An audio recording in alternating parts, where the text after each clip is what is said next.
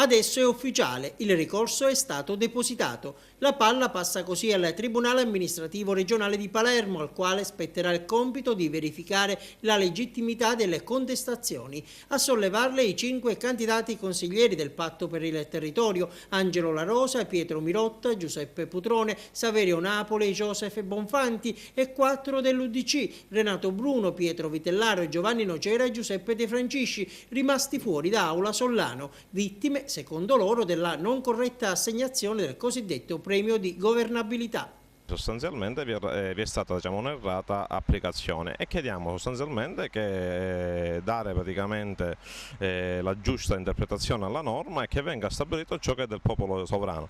Difatti abbiamo presentato il ricorso che si fonda sostanzialmente che il raggiungimento del 50% doveva essere fatto al primo turno, perché l'elezione del Consiglio Comunale va cristallizzata al primo turno, se no in tal caso, se così non fosse, la norma sarebbe incostituzionale.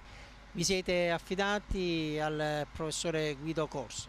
Sì, abbiamo scelto il professore Corso, che è un luminare nella scienza del diritto amministrativo, ma di concerto con tutti i colleghi che si sono candidati.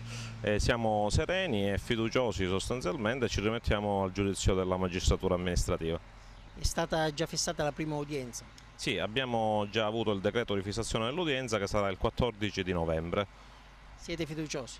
Siamo fiduciosi perché sostanzialmente è assurdo che di fatto 4 persone prima dell'espressione, quindi della data elettorale del ballottaggio, si mettono assieme, si riuniscono in una casa e stabiliscono la composizione del Consiglio Comunale. È una cosa assurda e dal mio punto di vista, se così non fosse, sarebbe incostituzionale, perché altro non si fa che bypassare la volontà popolare.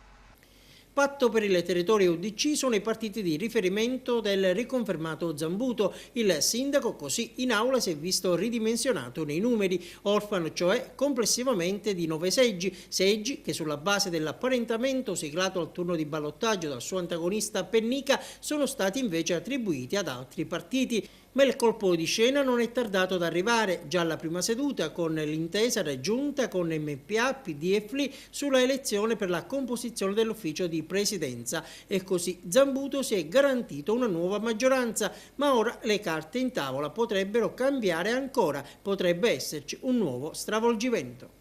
È ovvio che ci saranno degli stravolgimenti, ma io direi delle correzioni, perché di altro non si parla che correzione, perché già il popolo agrigentino, il popolo sovrano, si è espresso sulle liste, sulla coalizione che di fatto sosteneva Zambuto e sul sindaco Zambuto. Ricordiamo che ha preso il 75%, quindi io non parlerei di stravolgimento, ma bensì di correzione.